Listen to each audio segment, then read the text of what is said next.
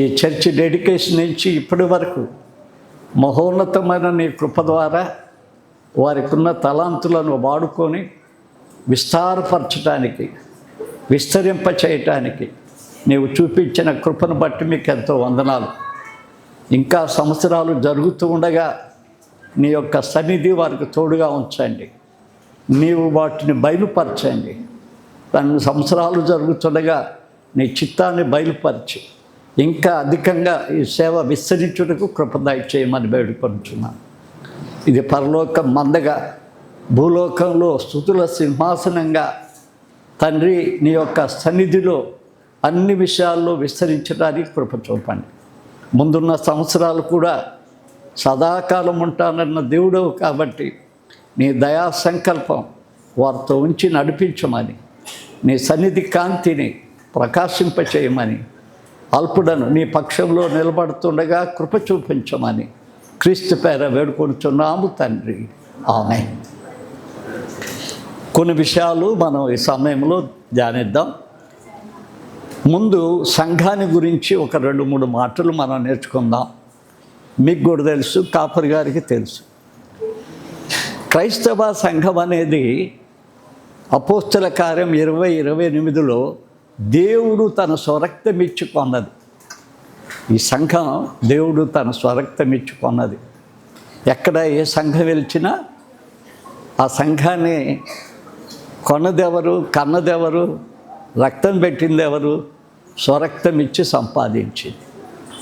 అది మనం గుర్తుంటే సంఘంలో అభివృద్ధి చెందడానికి సూచన చేస్తాం, కానీ ఎలాంటి కీడు చేయం. అది దేవుడు స్వరక్తకి మెచ్చిన సంఘం ఇది. రెండవది మనం చూస్తే అపోస్తుడైన పౌలు సంఘాన్ని హింసిస్తున్నాడు, అనేక దైవజనులను హింసిస్తున్నాడు. ఈవెన్ దో స్టెఫన్ చనిపోయేటప్పుడు కూడా ఆయన అనుమతించి అక్కడ నిలబడ్డాడు. ఆ సౌలును దమస్కో మార్గంలో పట్టుకున్నాడు. సిరియా రాజధానిలో దమస్క్ అనేది రాజధాని సిరియా దేశానికి. అక్కడ క్రైస్తవులు ఉన్నారని హింసించబోతున్నాడు. అక్కడ ఒక మాట అన్నాడు, గుర్తుందా? సౌలా సౌలా నన్నేలా హింసిస్తున్నావు అంటే అక్కడ ప్రభు లేడు. సౌలు ప్రభుల్ని చూడలేదు. పెద్ద ఆకాశానికి ఎత్తబడినప్పుడు చూశాడు. కానీ సంఘాన్ని హింసిస్తుంటే ఆయన ఏమన్నాడో తెలుసా? నన్ను హింసిస్తున్నావు, ప్రభు నన్ను హింసిస్తున్నావు. కాబట్టి సంఘాల్లో మనందరం కూడా అభివృద్ధి కోరాలి, కానీ ఏ విచ్ఛిన్నమైన సత్యాలను గురించి ఆలోచించకూడదు, భేదాభిప్రాయాలను సృష్టించకూడదు. ఎందుకంటే సంఘం ఆయన శరీరం, ఆయన శిరస్సు, మన సంఘం ఆయనకి శరీరంలో ఒక భాగం. మూడవది మనం చూస్తే 1 తిమోతి పత్రిక 3వ అధ్యాయంలో ఇది సత్యానికి ఒక స్తంభం, జీవము గలది. సత్యానికి ఒక స్తంభం, జీవము గలది. అది దేవుని సంఘం.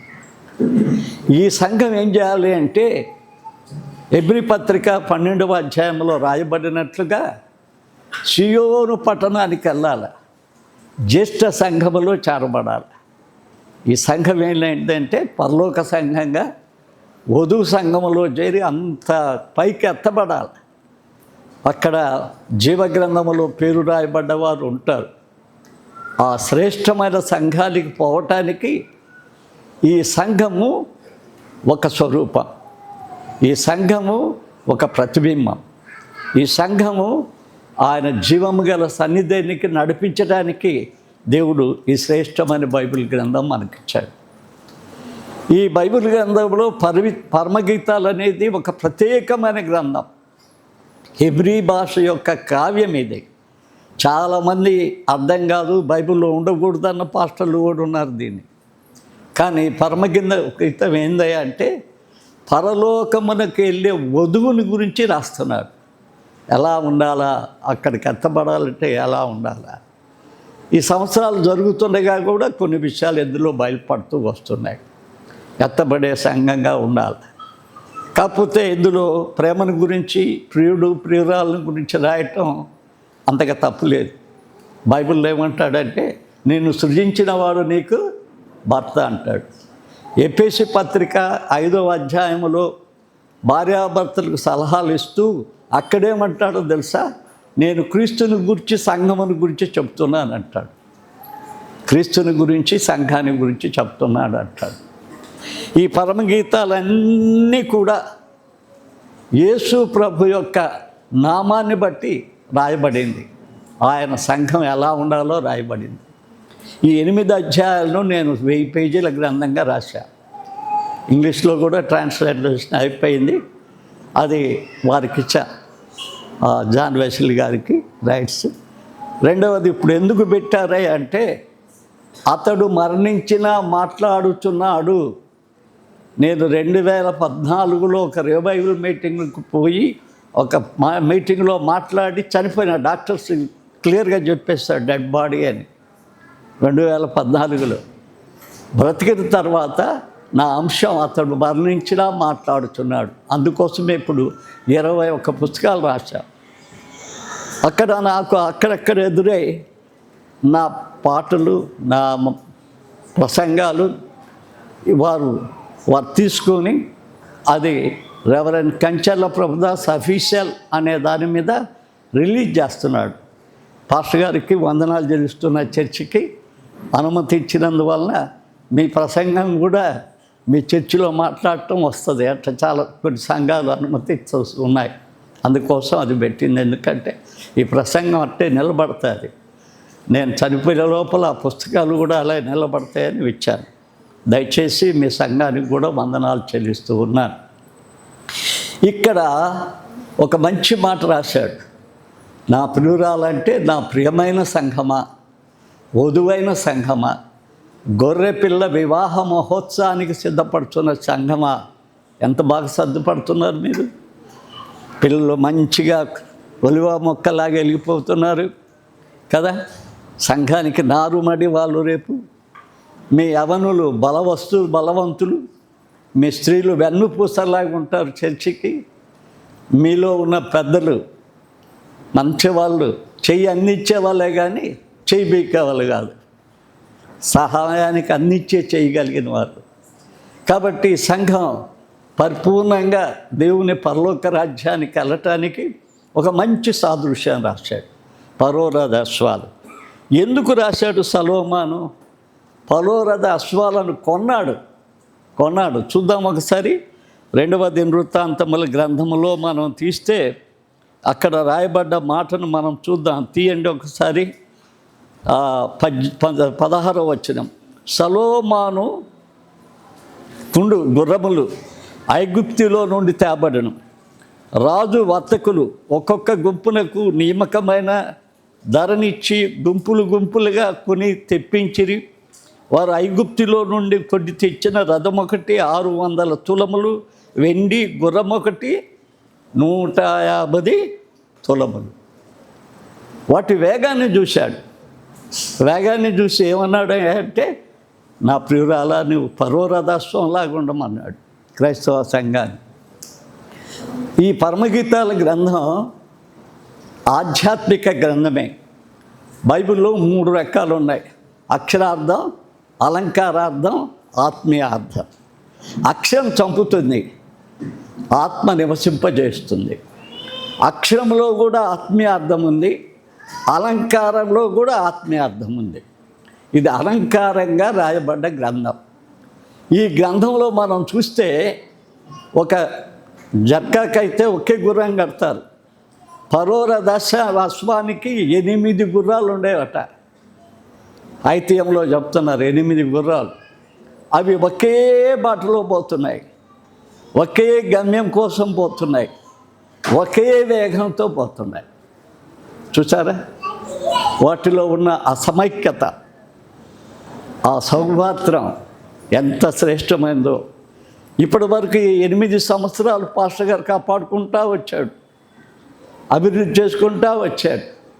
ఇక ఉన్న సంవత్సరాల్లో ఏం చేయాలంటే మీరందరూ కూడా ఒకే వేగం. నేను ముందుకు పోతే పలు కష్టం.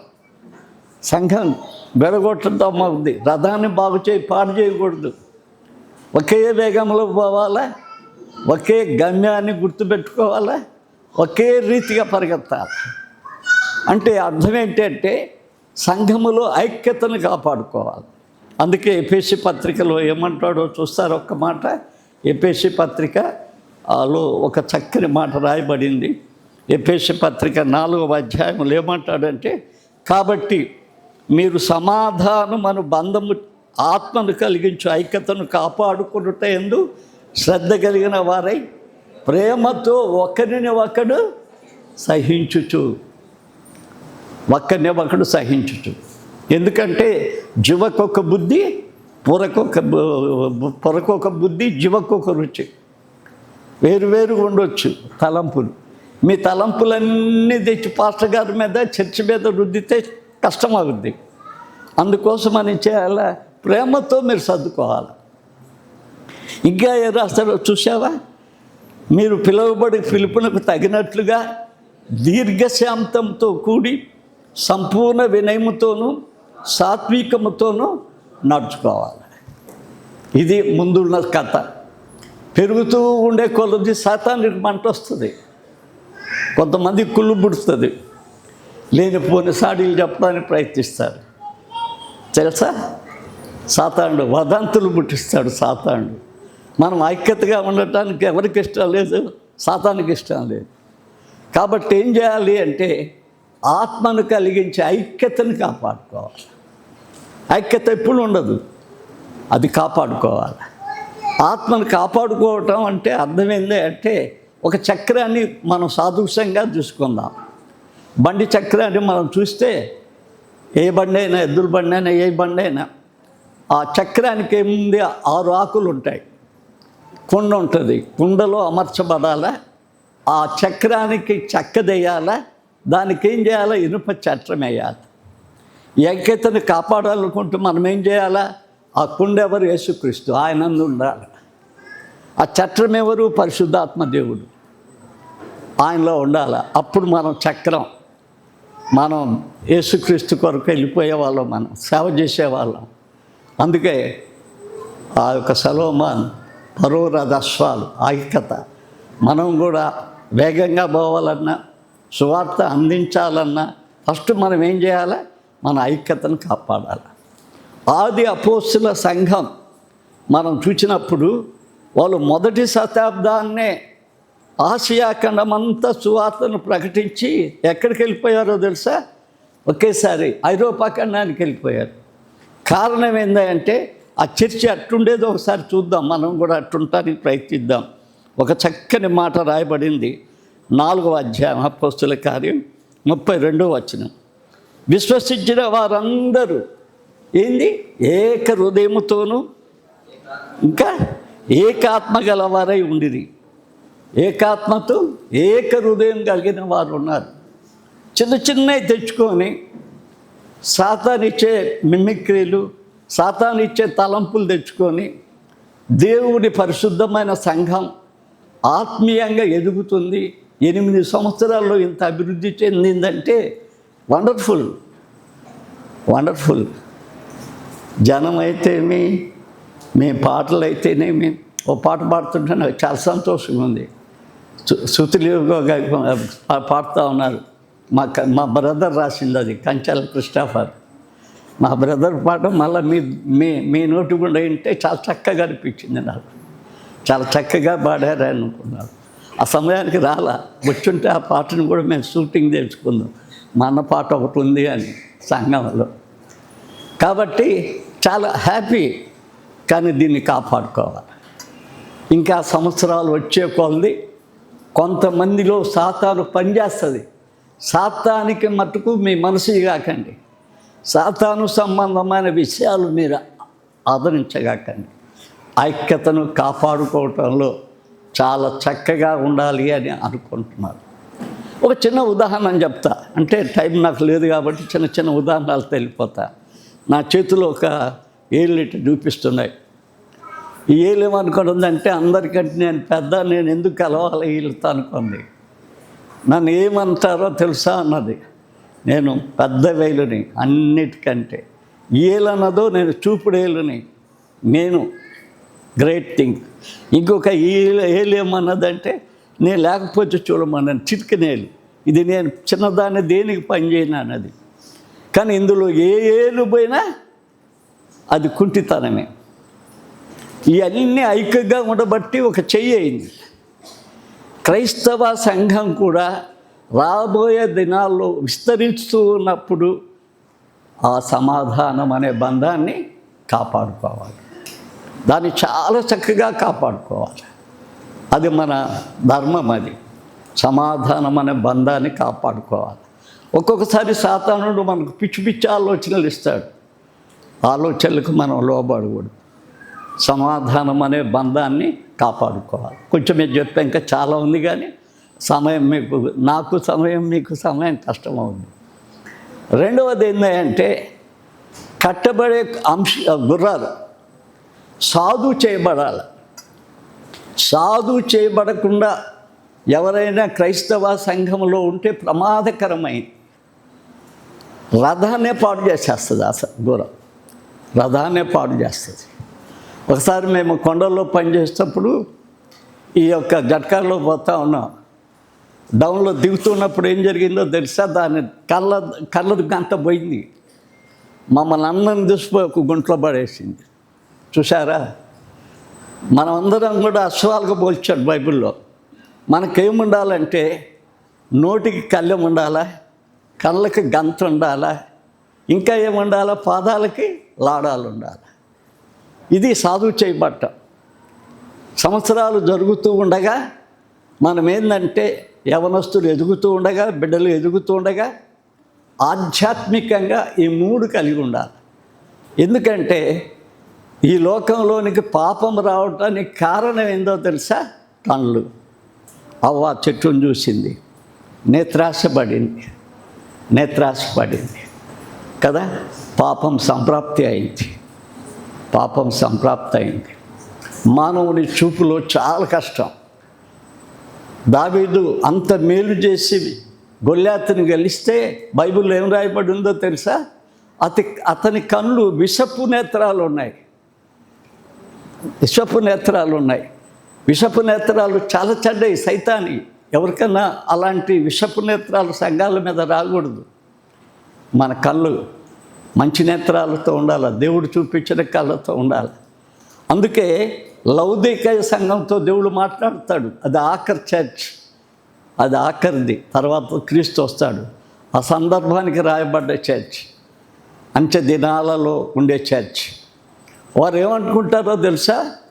మేము ధనాభివృద్ధి చేసుకున్నాం, మేము బట్టలు మంచి కాస్ట్లీ వేసుకున్నాం అన్న, మాకు కండ్ల కాటుకుంది అన్నాడు. దేవుడు ఏమంటాడు తెలుసా? ఆ చర్చి ఇంటి దగ్గర పోయి చూడండి, 3వ అధ్యాయం ప్రకటనలో తీస్తే చాలా టైం అయిపోద్ది. ఏమంటాడో తెలుసా? నువ్వు దౌర్భాగ్యుడవు, దిక్కుమాలిన వాడవు, నీకు దిగంబరి వీరు, నీ ఆత్మీయమైన, ఎందుకంటే మనుషుడు రెండు ఉంటాడు, భౌతికంగా ఉంటాడు, అంతరంగంలో ఆత్మీయత ఉంటుంది.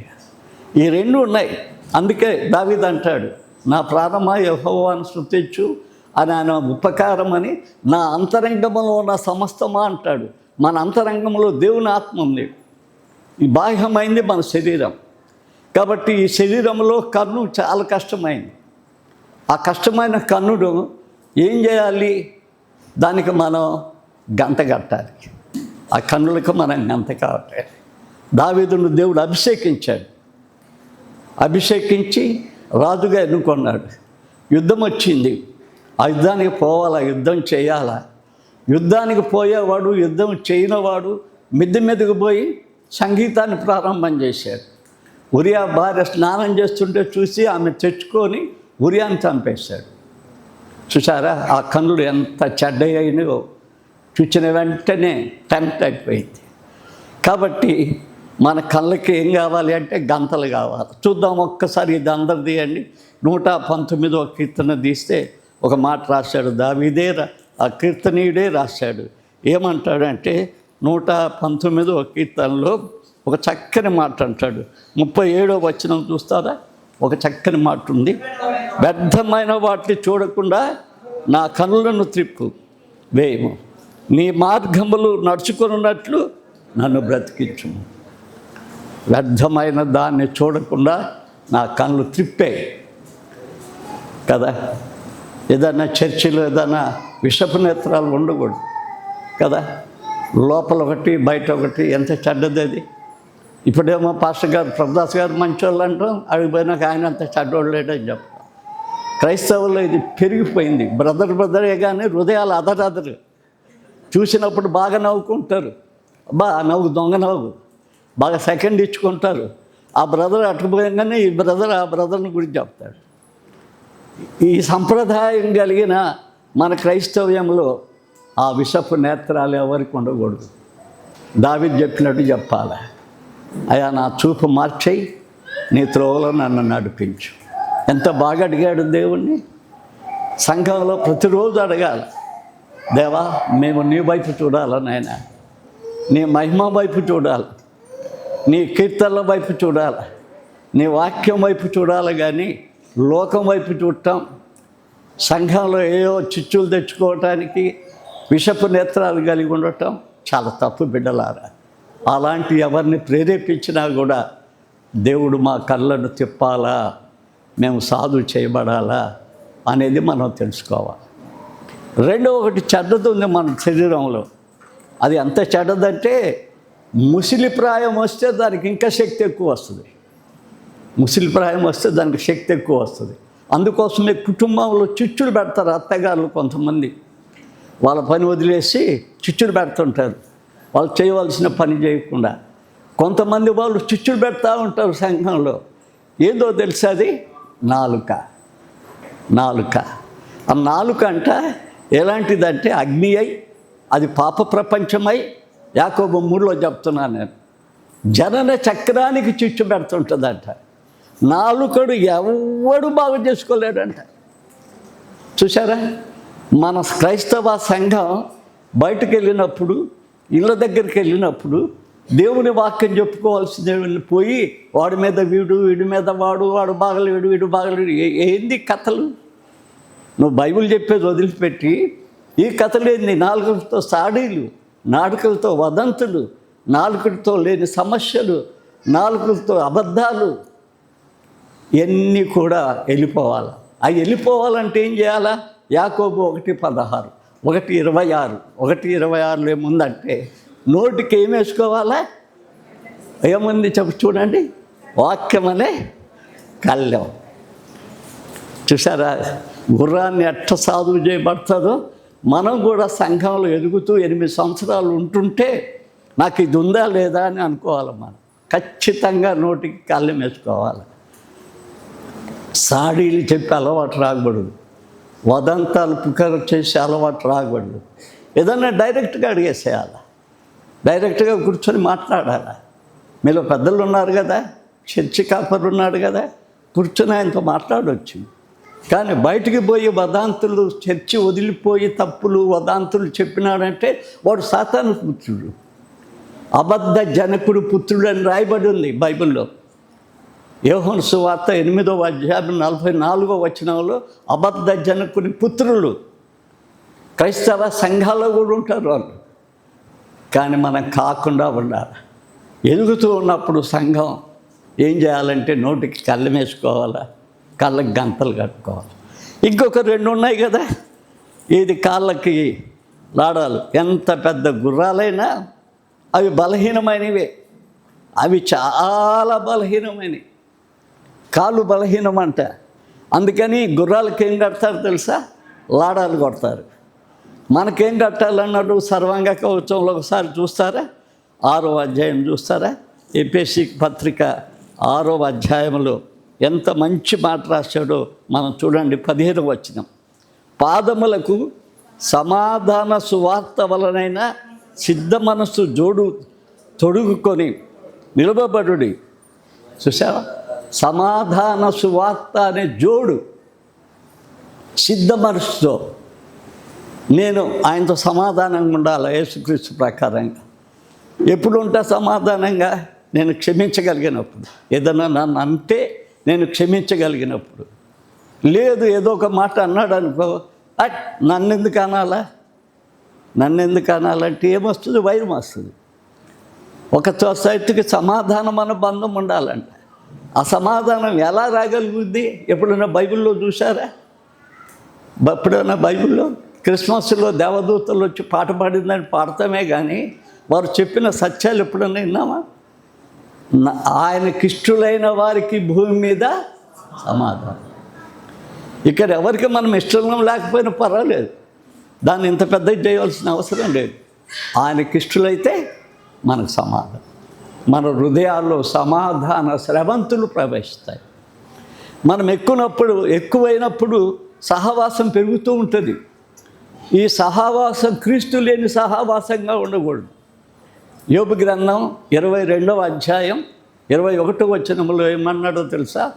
నాతో సహవాసం చేస్తే నీకు సమాధానం, అది నీకు మేలు.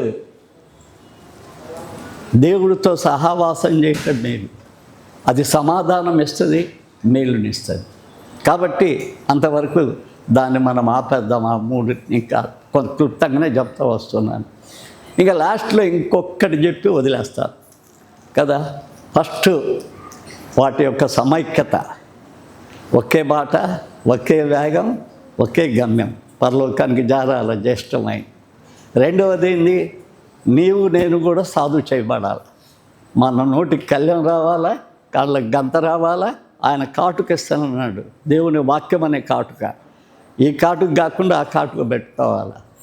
ప్రకటన గ్రంథంలో లౌకిక సంఘం చెప్తావు, నువ్వు ఏదో పెద్ద కాటుక పెట్టుకొని నేను చూస్తున్నాను అనుకుంటున్నావు, నీకు వాక్యం అనే కాటుక కావాలని చెప్పాడు. మూడవది మన కాళ్ళకు సమాధాన సువార్త. సువార్త అంటే తక్కువైంది కాదు. ఎప్పుడన్నా రోమా పత్రిక చూచారా? సువార్త అనేది శక్తి, దేవుని యొక్క శక్తి, దేవుని యొక్క బలం. అది సువార్త అనేది కదా, శక్తితో కూడింది. అందులో నీతి ఉందంట. ఆ సువార్తలో నీతి అంటే డికాయూస్ to be right relationship with God. ఏలూరులో ఒక చర్చి కట్టాం. ఆ లైట్లు కొనేటప్పుడు నన్ను రమ్మన్నారు, నాకేం తెలీదు. పోయా, మా పెద్ద కొట్టుకు తీసుకుపోయారు. చాలా రకరకాల లైట్స్ ఉన్నాయి, కలకలమైన లైట్స్ ఉన్నాయి. ఒక్కటి